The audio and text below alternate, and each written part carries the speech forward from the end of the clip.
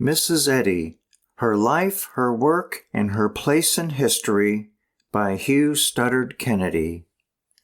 Foreword by Clarissa Hale Studdert Kennedy. Truth or tradition? A straightforward and factual account of one of history's most colorful characters? Or another excursion into calculated fiction? Immediately, the biographer lifts his pen to write the life story of Mary Baker Eddy. He is confronted with two urgently sponsored but conflicting versions of Mrs. Eddy. There is the first sly, then violent demand for the legendary creature of ecclesiasticism, painted from a palette of disclosure, suppression, and distortion to represent an oracular but pale nonentity. Then there is thrust upon him, by her avowed and unavowed detractors, a villainous made equally repellent by a different admixture of the same colors of disclosure, suppression, and distortion. The clamor raised by these contenders is so great as to divert attention almost entirely from the long-recognized need for an unslanted record of the extraordinary figure that was the real Mrs. Eddy, one that will place her in true historical perspective, and one that will live because of its authenticity. All biographies of Mrs. Eddy, as my husband, the late Hugh A. Studdert Kennedy, has observed, have hitherto been put out by the Church as propaganda in defense of Mrs. Eddy, or they have been vicious attacks on her by her antagonists. Why not relate the whole story quite simply, as in the case of any important character, and let the facts speak for themselves? I have always felt it was something very like presumption on our part to attempt to steady the arc of Mrs. Eddy's life story by suppression of relevant information, especially in the face of her public proclamation that nothing has occurred in my life's experiences which, if correctly narrated and understood, could injure me. As far back as 1914, when he set sail from England to become foreign editor of the Christian Science Monitor in Boston, there was, close to Mr. Kennedy's heart, the desire to write a genuine portrait, one so untainted by either apology or recrimination as to win the respect and interest of Christian scientists and non-Christian scientists alike. But years were to slip by before he felt ready to undertake the monumental task. It was not until the fall of 1938 that the work began in earnest. Convinced that such a book could go out with the goodwill of all concerned, Mr. Kennedy confided his vision to his friend, Mr. William P. Mackenzie, chairman of the board of directors of the Mother Church. Now is the time for collating of fact and the retiring of falsehood, Mr. Mackenzie was to write enthusiastically. And whenever you come here, you will be welcomed and have any help we can give.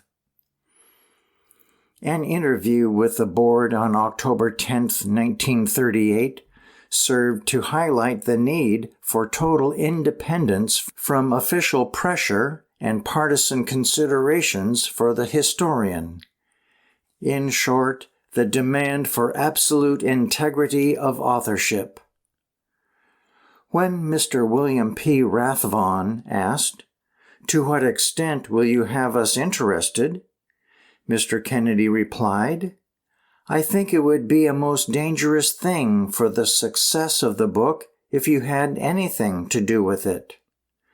I think this has been the charge against all the books, the biographies of Mrs. Eddy. They have been procured books for a purpose. I want your help and approval, your advice and recommendations, and I am eager to give the fullest consideration to anything you have to say. But I must safeguard my book from any suggestion that it has been written to order or is in any sense at any point dictated or procured. It may be asked why the board was consulted at all. The vast archives of the Mother Church, the First Church of Christ Scientist in Boston, contain most every document of importance relating to the life and work of its founder, Mrs. Eddy, either in original or facsimile. Mr. Kennedy felt that the custodians of this treasure in historical material would hardly expect him to make bricks without straw, especially when the only sufferer would be Mrs. Eddy's memory. And he entertained the sanguine hope that they would welcome an opportunity to correct from their data any historical inaccuracies which might arise. About this time, there came into Mr. Kennedy's hands authenticated copies of all the documents and other records of which was attested by Judge Clifford P. Smith, Editor, Bureau of History and Records of the Mother Church, official representative of the board, and generally conceded authority on the incidents of Mrs. Eddy's long life and the development of her organization.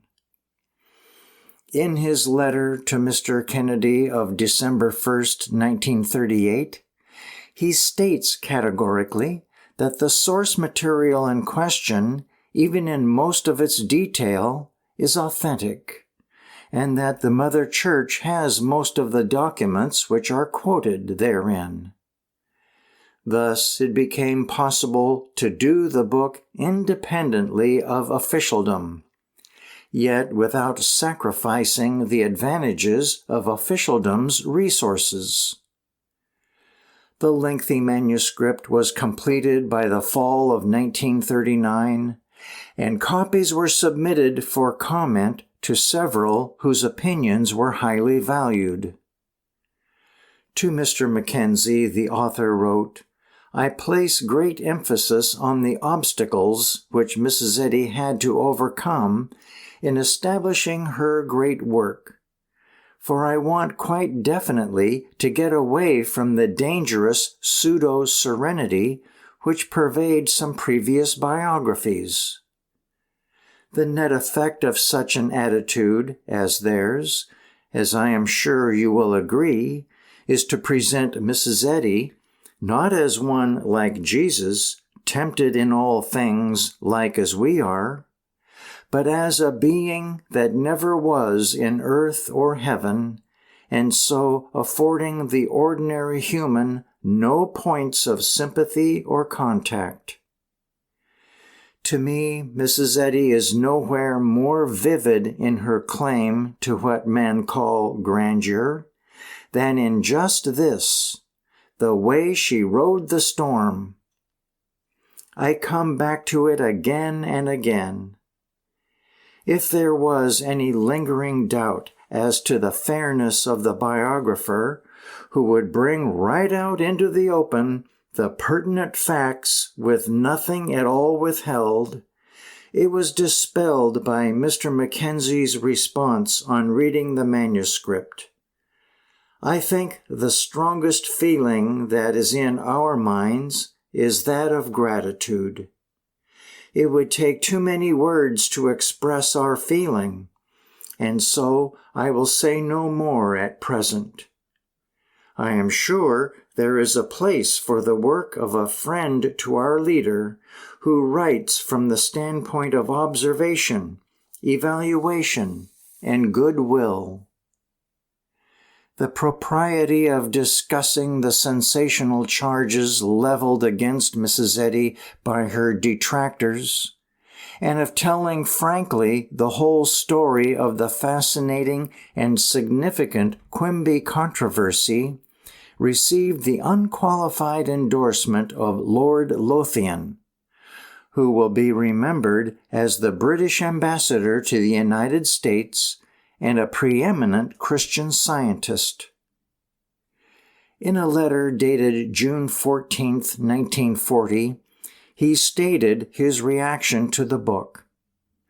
"I think I have read all the hostile lives of Mrs. Eddy, and I have always thought, as you have done, that they ought to be answered, or at any rate that a biographer should take into account what they have alleged and deal with it indirectly, if not directly.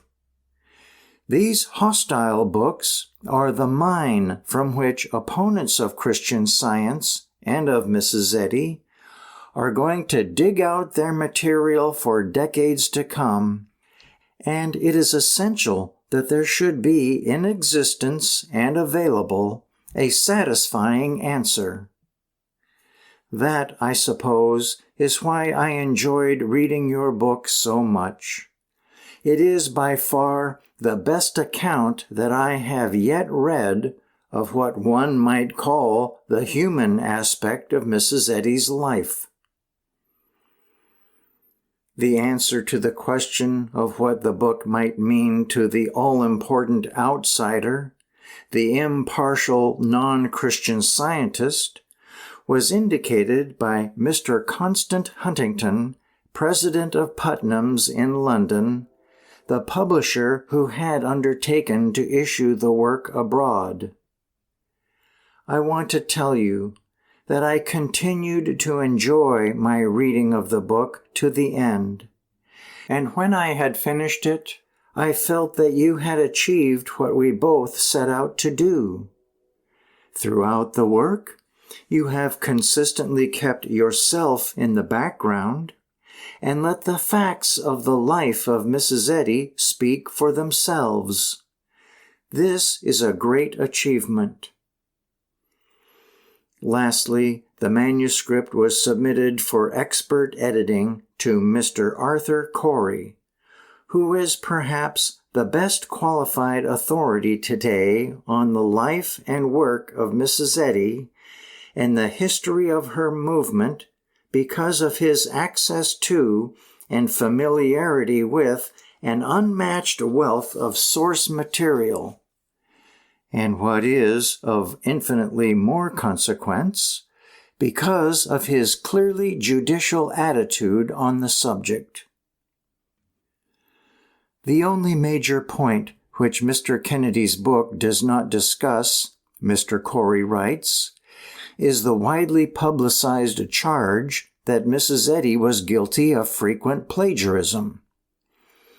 However, I am inclined to agree with the author that this is a somewhat extraneous matter, bearing little, if at all, upon the basic trend of her life and the attainment of her goal. There has never been a writer of moment, apparently, who has not made generous use, either consciously or unconsciously, of the writings of others. As Emerson points out, even Shakespeare owed debts in all directions. For out of 6,043 lines in one play, 1,771 were written by some author before Shakespeare, 2,373 by him on the foundation laid by his predecessors, only 1,899 being entirely his own. It is the use that greatness makes of such material which gives the material greatness it did not before have, and it is in this that the value of great writing lies.